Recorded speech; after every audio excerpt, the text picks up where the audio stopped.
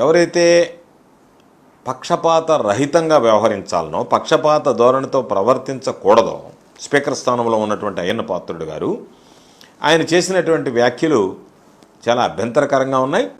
ఇవి వైఎస్ఆర్ కాంగ్రెస్ పార్టీకి అనే కాకుండా సాధారణమైనటువంటి ప్రజలకు కూడా ఆయన వైఖరిని తప్పుబట్టేటువంటి పరిస్థితి ఉంది.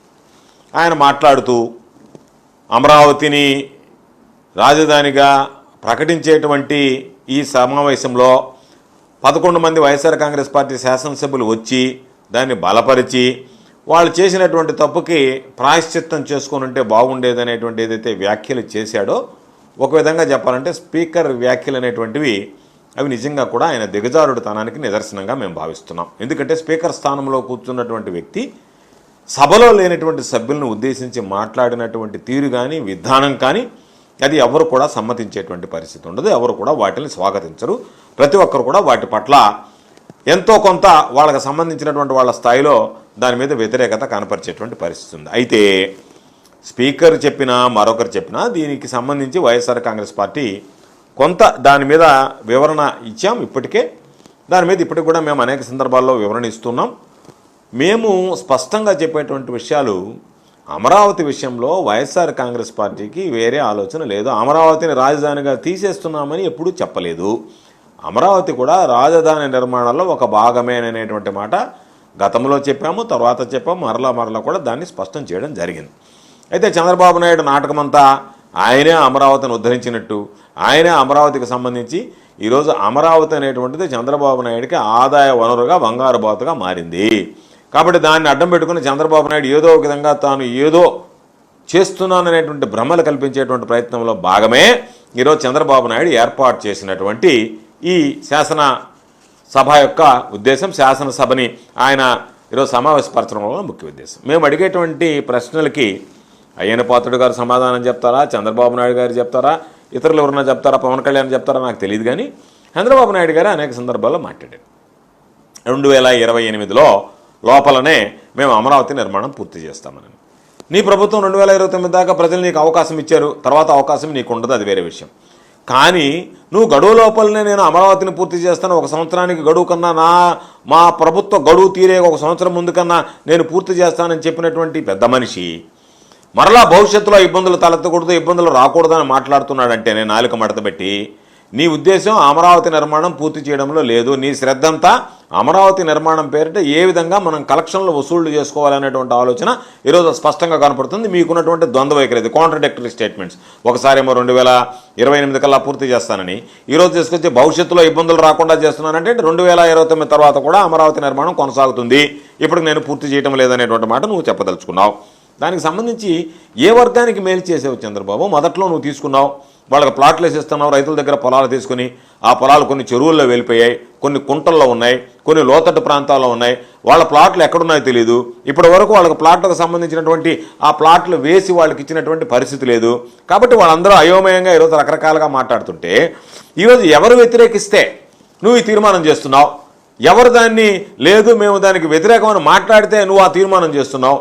ఎవరు మాట్లాడటంలే. కానీ నువ్వు ఏదో నీ యొక్క పరపతిని పెంచుకోవాలి, నేనే అమరావతికి ఆద్యుణ్ణి అన్నట్టుగా అనిపించుకోవాలి అనేటువంటి ఉద్దేశంతో నువ్వు మాట్లాడేటువంటి మాయమాటల్ని అక్కడ ఉన్నటువంటి రైతులు మాట్లాడటం లేదు కాబట్టి మీ ముఖం మీద కొడుతున్నారు. కాబట్టి వాటిని అధిగమించడానికి నేను అమరావతి కోసం అలు పెరిగినటువంటి పోరాటం చేస్తున్నాను. చిత్తశుద్ధి లేనటువంటి చంద్రబాబు నాయుడు నేను ఏదో చిత్తశుద్ధితో ప్రయత్నం చేస్తున్నాను అనేటువంటి విధంగా ఈరోజు మీ పోకడలు స్పష్టంగా కనిపిస్తున్నాయి. మీరే చెప్పారు 50,000 ఎకరాలకు సంబంధించి నేను అభివృద్ధి చేస్తానని. మొదటి విడతలో 50,000 తీసుకున్నారు, దానికి 1,00,000 కోట్ల రూపాయలు. రెండో విడతలో దాదాపుగా 20,500 ఎకరాలు, దానికి 40,000 నుంచి 50,000 కోట్ల రూపాయలు. మూడో విడతలో మరొక 25,000 ఎకరాలు సేకరిస్తూ ఉంటున్నారు, దానికి 50,000 కోట్లు. మొత్తం కలిపితే దాని అభివృద్ధికి సంబంధించే 2,00,000 కోట్ల రూపాయలు ఈరోజు మీరు చెప్తున్నారు. 2,00,000 కోట్ల రూపాయలు భరించేటువంటి శక్తి ఆంధ్ర రాష్ట్రంలో ఉంది. ఈ రోజుకి అప్పుల పరిధిలో అయిపోయింది. 3,40,000 దాటి తమరు అప్పులు చేశారు, అప్పులు ఆంధ్రాగా మార్చేశారు. గతంలో మేము ఉన్నప్పుడు శ్రీలంక అయిపోతుంది, మరొకటి అయిపోతుందని మాట్లాడినటువంటి ఆ నోరు ఈరోజు మోగపోయింది. ఆ పత్రికలు ఈరోజు రాయడంలే. కానీ నువ్వు చేసేటువంటిది ప్రజలకు అర్థమైపోయింది. ప్రతి మంగళవారం అప్పు చేయడం, ఏ అవకాశం ఉంటే బడ్జెట్లో నుంచి కొంత ఎఫ్ఆర్బిఎం నామ్స్ ప్రకారం అప్పు తెస్తున్నావు, కొన్ని కార్పొరేషన్లు అడ్డం పెట్టుకుని అప్పు తెస్తున్నావు. 3,40,000 కోట్ల వరకు నువ్వు అప్పు తీసుకొచ్చి దాని పైచులకు అప్పు తీసుకొచ్చి ఈరోజు దానికి సంబంధించి మరో 2,00,000 కోట్ల రూపాయలు భరించేటువంటి శక్తి ఈరోజు రాష్ట్ర ప్రభుత్వానికి ఉందా? నువ్వు ఎంత పాపం రాష్ట్ర ప్రజల మీద ఆర్థిక భారాన్ని మోపుతున్నావు అనేటువంటిది ఒకసారి ఆలోచన చేయాల్సినటువంటి పరిస్థితి.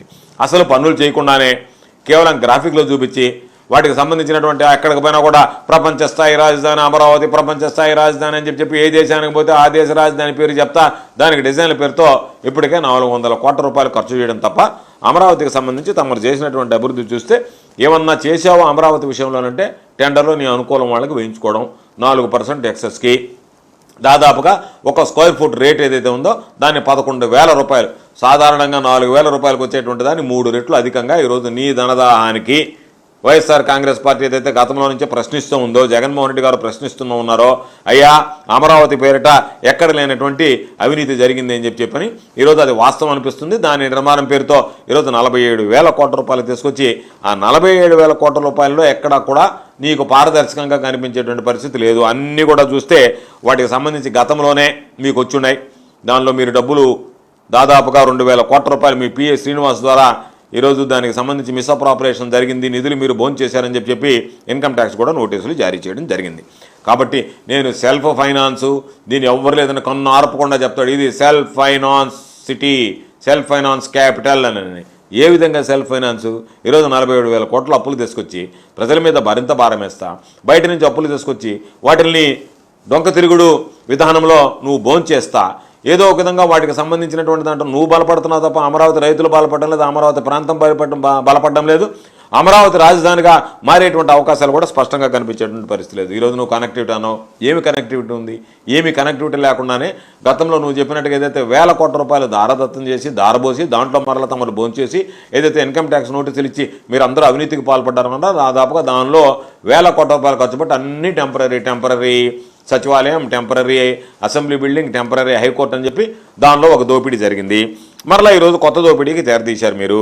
కాబట్టి మీకు అంతా ఎక్కడా కూడా పారదర్శకత లేకుండా పోవడం, అవినీతి తప్ప ఎక్కడా అభివృద్ధి అనేటువంటిది కానీ అభివృద్ధి మీద ధ్యాస కానీ కనపడటం లేదనేటువంటిది రకరకాలైనటువంటి చెప్పారు. ఒక్కొక్క రోజు హైపర్ టాప్ అన్నారు, దాంతోపాటు హైపర్ లూప్స్ అన్నారు, ఒలింపిక్స్ అన్నారు, రకరకాలైనటువంటి అన్నీ చెప్పారు. కాబట్టి ఆ హైపర్ లూమ్ ఏమైంది, ఒలింపిక్స్ ఏమైనాయి, మీరు చెప్పినటువంటి పనులు ఏమైనాయి, మీరు చెప్పినటువంటి విధానం ఏమైంది? కాబట్టి మాటలు చాలా దూరం పోయాయి. మాటలు చూస్తే ఏమో కోటలు దాటాయి, ఈరోజు చేష్టలు చూస్తే గడపలు దాటం లేదన్నట్టుగా తయారైంది. కాబట్టి ఇటువంటి పరిస్థితుల్లో మీరు దయచేసి ఇప్పటికైనా దృష్టి సారించి అమరావతి నిర్మాణాన్ని చిత్తశుద్ధితో చేపడితే బాగుంటుంది తప్ప అది వైఎస్ఆర్ కాంగ్రెస్ పార్టీని విమర్శించడానికో, మీరు ఏదన్నా డైవర్షన్ పాలిటిక్స్కో, లేదా మీరేదో దాన్ని బాధ్యత అంతా నీ భుజస్కంధాల మీద వేసుకుని మోస్తున్నానని చెప్పి నీ అవినీతి కుట్రలు, అవినీతి దోపిడీ బయటపడకుండా ఉండడానికో ప్రయత్నం చేయడం సరైనటువంటి పద్ధతి కాదు. కాబట్టి అసెంబ్లీలో మీరు చేసినటువంటి వ్యాఖ్యలు కానీ, ప్రత్యేకించి రాజ్యాంగ బాధ్యతలు నిర్వర్తిస్తూ రాజ్యాంగ వ్యవస్థలో మూలకారకుడైనటువంటి శాసనసభను నడిపించాల్సినటువంటి స్పీకర్ గారు స్పీకర్ స్థానంలో కూర్చొని ఒక పార్టీని దూయబట్టేటువంటి విధంగా మిమ్మల్ని పొగుడుతున్నారు. మాకు అభ్యంతరం లేదు, మిమ్మల్ని పొగుడుతుంటారు, మీకు జాకీలు పెట్టి లేపుతుంటారు, మీరు వీరులు సూర్యులు విక్రమార్కులు అంటుంటారు. అవన్నీ ఒక పక్క అయితే, ఒక ఎత్తు అయితే ఈరోజు మీరు చేస్తున్నటువంటి విమర్శలు అభ్యంతరకరం. కాబట్టి ఇప్పటికైనా అయ్యన్న పాత్రుడు చేసినటువంటి వ్యాఖ్యలను మేము ఖండిస్తున్నాం.